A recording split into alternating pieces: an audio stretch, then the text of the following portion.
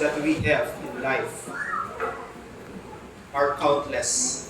Yung paggising lamang sa umaga ay isang biyaya na sa ating Panginoon. Marami sa atin sa ospital ang nagnanais na madugtungan ang buhay nila. Ako po'y naglingkod dito sa Memorial Hospital at kung saan ay karamihan ng aking mga nakasama ang sabi sa akin, Sam, manatili ka na dito. Sama-sama tayo maglingkod sa Memorial Hospital. Ngunit sa araw-araw na aking ginugugol na makita ang mga pasyente na tila pag tinanong ko sila, nanay, tatay, kayo po ba uminom na ng inyong gamot? Titingin na lang sa akin at magsasabi, anak, wala akong pambili ng gamot.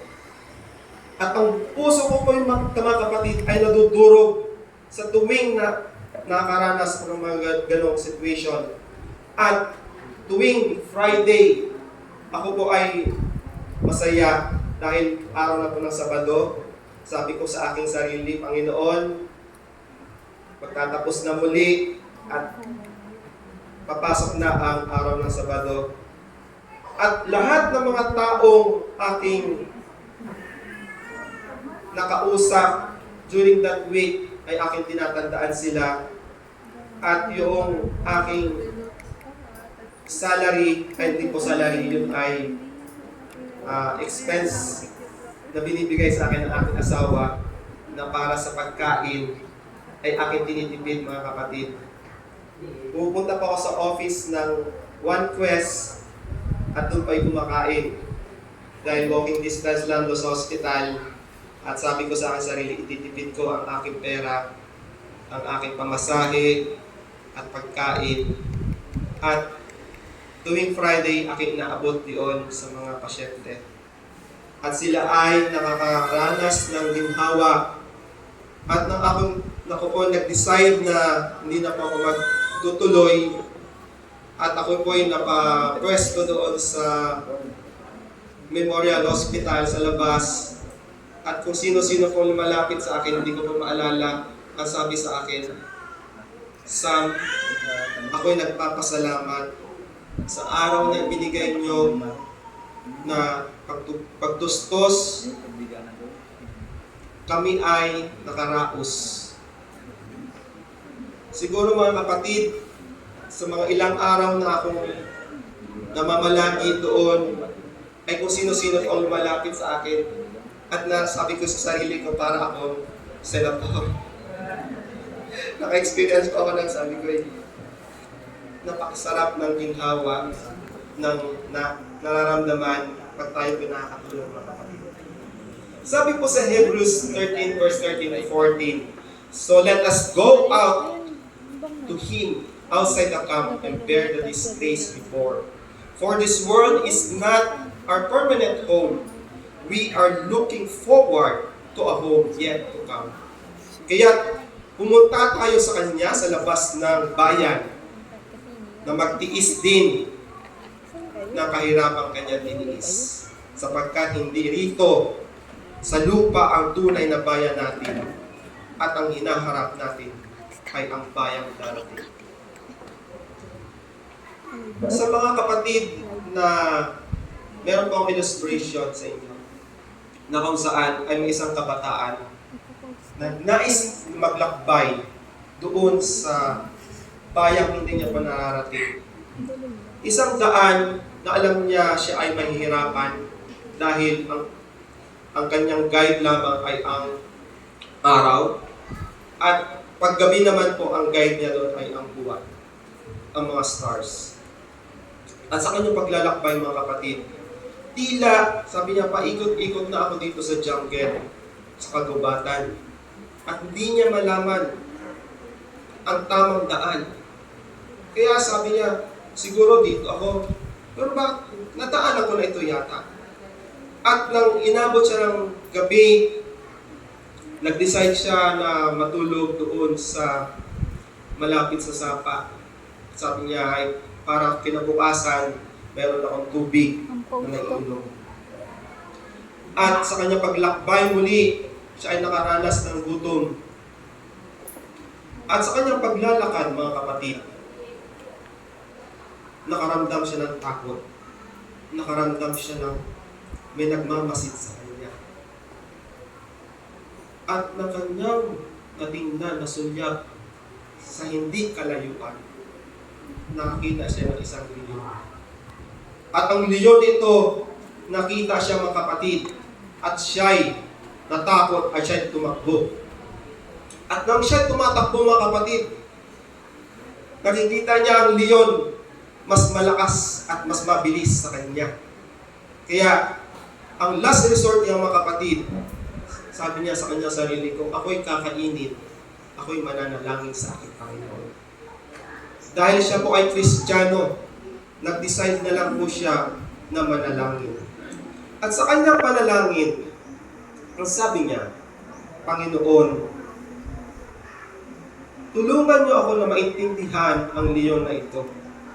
Tulungan niyo na ang lengguwahe na kanyang iniimik ay aking maimik. At para siya ay maintindihan. At sa kanyang taimtim na panalangin, sa kanyang pagbukas ng kanyang mga mata, nandoon ang leyon na nananalangin din. Sabi niya sa kanyang sarili, Panginoon, salamat. At ang leyon ito ay ginawa niyang Kristiyano. Ako'y Kristiyano, ngunit ginawa mo rin Kristiyano ang leyon. At sa kanyang paglapit sa leyon, ito'y may sinasabi. At naiintindihan niya kasi yun ang prayer niya sa Panginoon, na maintindihan ang leyon. Ang sabi ng Panginoon, ay sabi ng leyon, Panginoon, ako'y gutom. Ngunit, binigyan mo ako sa harapan ko ng isang Kristiyano din. Nagpapasalamat ako. At dahil dito, binigyan mo ako ng masarap na pagkain.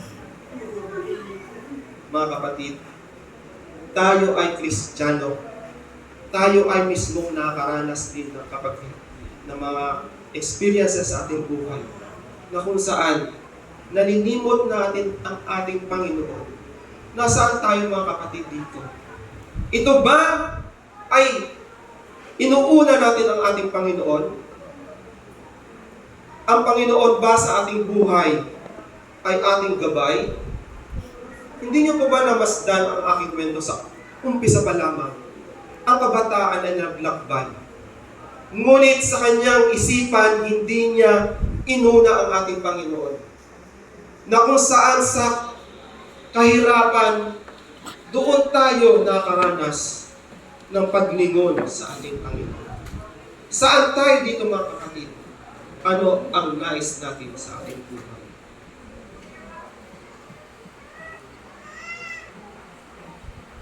Ang bayan ng Salinas ay isa sa napaka-espesyal para sa akin, mga kapatid.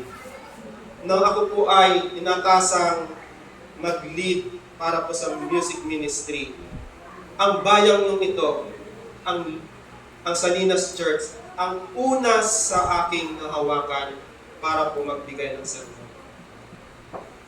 Kung naalala niyo, mga kapatid, ito po ang kauna-unahan ko na nagsalita sa inyo. Kaya nga po, malapit po kayo sa akin. Ganun po kayo minamahal. Yung pag-pray po ni Brother Roger, mga kapatid, ako po'y napaluha, mga kapatid. Hindi ko po ninanais na umiyak. Pero sa last words niya po, mga kapatid, ako po'y napaluha. Ang buhay natin dito sa mundong ito, napakahirap, mga kapatid. Nang ako po'y nag-aaral sa Manuel S. Enverga University Foundation, dahil mahal ko po si Mama Asun, sabi ko sa kanya, dahil ang nais din ni Mama Asun ay ang pagtanim. At wala po sa mga anak niya ang may layunin na magtanim. Sabi ko sa kanya, Mama Asun, ako'y pupunta sa lupa ni Ate Ining at ating pagyayamanin iyon. At dahil sa nais ko na makatanim at magkaroon ng pinansyal doon sa lupa ni Ate Ining, sabi ko, Panginoon, tulungan mo ako dito sa lupa ni Ate Ining na makilala ang Panginoon ko. Kayo ang Panginoon ko. So sa aking nais ay, sabi ko sa aking sarili, hindi ako magagastos ng malaki. Ngunit, siguro sa aking kaalaman ay makakapagtanim at mapapalago ko ang tanim ng passion fruit. At ng araw na iyon, tinawag ko ang mga tauhan. Kami ay naglinis doon. Nilinisan namin lahat. Nagstay ako doon ng almost a week. Tumira po kami doon sa kubong maliit na kung saan ay pag umuulan, ito po ay umuulan din sa loob. Kaya mahirap po yung situation namin doon. At ang ginawa kong trellis o yung sa Tagalog ay ano ba sa Tagalog? Balag. Okay. Ang ginawa kong balag ay kawayan. Sabi ko, makatipid ako sa balag ng kawayan at tali na lang ang ilalagay ko sa gitna. Yung dalawang tauhan ko, sila ang tagalinis. Ang taga-kuha ng kawayan ay ako. So, ang ginawa ko mga kapatid, putol ang kawayan. Pag putol ko, ako din magtatayo, ako din magbubungkan, ako din ang mag-aayos. So yung dalawang tagalinis, walang pakialam sa akin. At ng araw nun mga kapatid, sa aking pagputol ng mga kawayan, doon sa isang kawayan, sabi ko, mas malalaki dito kaysa doon. Dito ako magnanais na magkuha ng malalaking kawayan. Marami nang naputol. So ang ginawa ko, umakyat pa ako doon sa taas, kasi hindi ka magpuputol sa pinakababa. Puputol ka sa kung saan ay kaya mo maputol. So yung mga kumuha ng previous years, ay doon siya sa mataas. Kaya umakyat pa ako mga kapatid doon. Sa aking pagtaas doon sa kawayang iyon, nakakita ko, ay malaki ito, mataba. Sobrang taba ng kawayan, sabi ko, taba. Siguro mga 3 ganito. Hindi 3 or 4 or 5. Sabi ko, ang laki nito. The best ito. Sabi ko gano'n. Sa aking pagputol mga kapatid, ay naputol ko naman siya. Ngunit yung pinakataasan ay parang yung sa baba, umakyat siya pataas. Sabi ko, aba, kakaiba. Napangiti ako, sabi ko, kakaiba itong kawayan na ito, nasa taas siya. So sabi ko, ay paano kung nalaglag, malaglag, tatamaan ako nito. So ang ginawa ko mga kapatid, lumipat ako sa kabilang side, na kung saan safe ako. Kasi safety first, di ba? Pag nag-work, nagtatrabaho tayo. At nang pinuputol ko yung isa mga kapatid, at sa akin hindi nais, na naputol ko yung isa lang nakasabit doon sa taas, yun yung humampas dito sa ulo ko mga kapatid. At para akong tinamaan ng kamao ni Pacquiao, mga kapatid. At ako'y nalaglag sa kataasan, mataas yung aking lugar. Sa aking paglaglag doon sa lupa, nakaranas ako mga kapatid ng kaba sa aking sarili. Sabi ko sa aking sarili, Panginoon, ito na ang last na buhay ko. Dito mo na siguro ako kunin. Dahil sa aking pagbukas ng aking mga mata, wala akong makita. As in total black. Parang pinikit mo ang iyong mata na wala kang makita. Ganun ang aking nakita, mga kapatid. Pure black. At sa aking taimtim na panalangin sa Panginoon, sabi ko, Lord, kung ito na ang last na buhay ko, patawad mga Panginoon ko. Pero, nagnanais pa rin po ako na mabuhay kung ang nais mo sa akin ay gamitin bilang instrumento, dugtungan niyo ang buhay ko sa panahon ito. Pagkatapos ng aking short prayer, mga kapatid, doon lumabas ang liwanag na kung saan sabi ko, Panginoon, salamat. Salamat dahil dinuktungan mo ang aking buhay. Salamat dahil sa buhay na ito, ako'y magpapagamit, ako'y gagamitin nyo sa serbisyo ng ating Panginoon.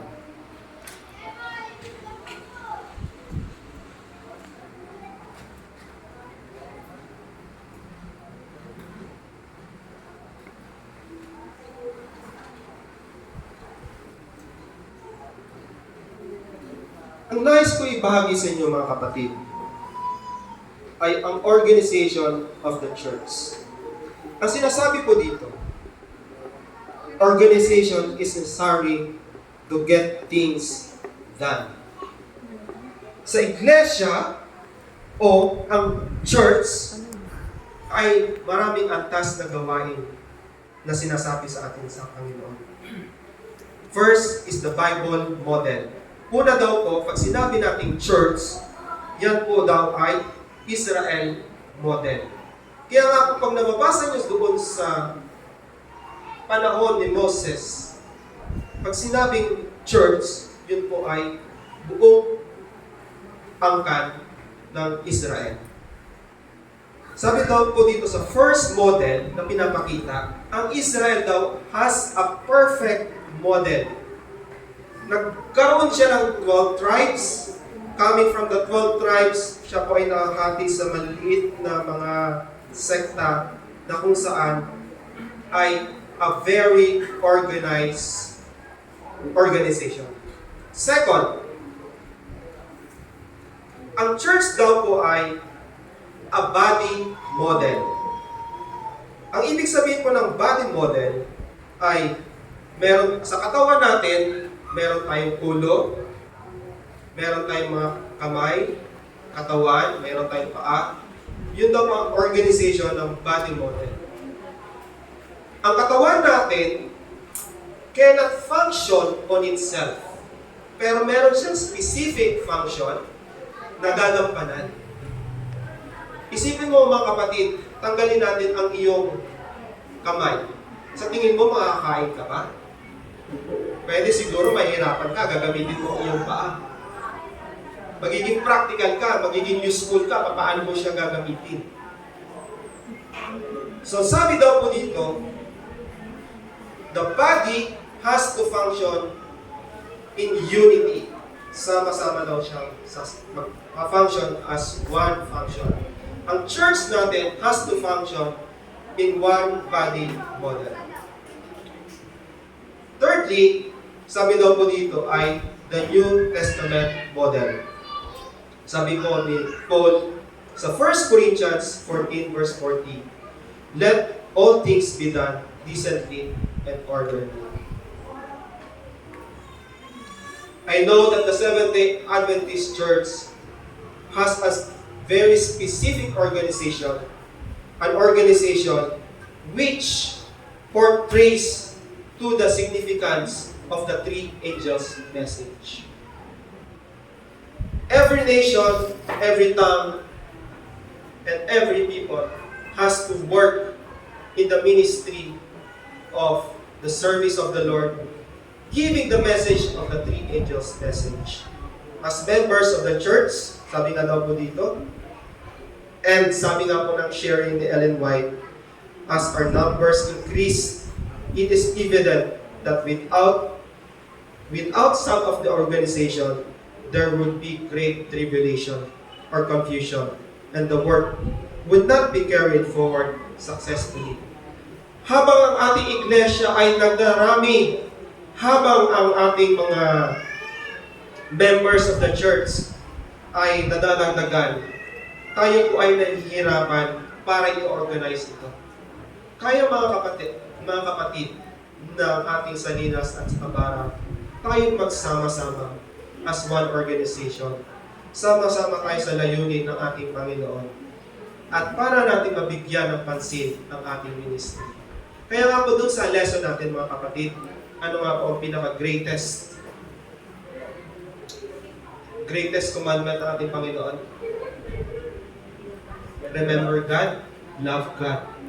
And the second greatest commandment is to love our fellow men. Kaya mga kapatid, sa ating iglesia, pagyabungin natin ang ating samahan.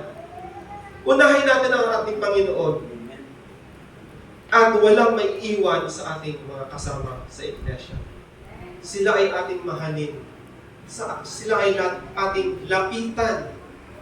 Sila ay ating bigyan ng pansin. Dahil ang second commandment is very important to the church. Love your neighbor and as your life, mga kapatid.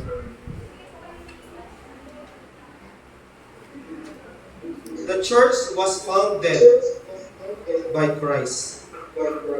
Jesus was speaking of himself when he said, "On this rock I will help build my church."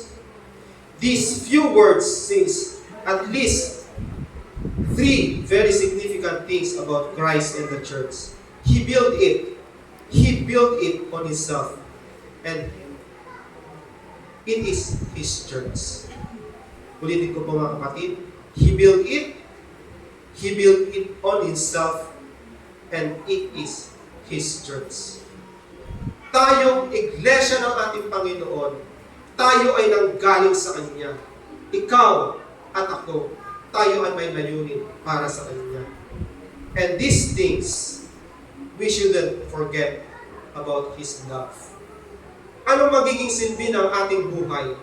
Kung ating buhay ay nakatuon lamang tayo doon sa papayaman, nakatuon lamang tayo sa isang mithiin. Ang ating mithiin dito sa mundong ito ay para bigyan ng kalahagahan ang pagmamahal ng ating Kristo na kung saan ay siya ay nagbigay ng buhay para sa atin. Sabi nga po, what is the church? The Bible uses many images of the present of the church. The holy nation, covenant people, and the body of Christ. The family of God, the household of the family, and the bride of Christ. Your royal priesthood.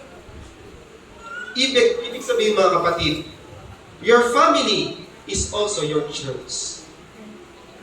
This is your big church. Pero pag umuwi kayo sa bahay mga kapatid, that is also your church. It is your responsibility to give your ministry doon sa inyong mga anak. At para bigyan din sila ng pansin na sa pagdating ng ating Panginoon, sama-sama tayo na magkakasama sa kanyang pagdating.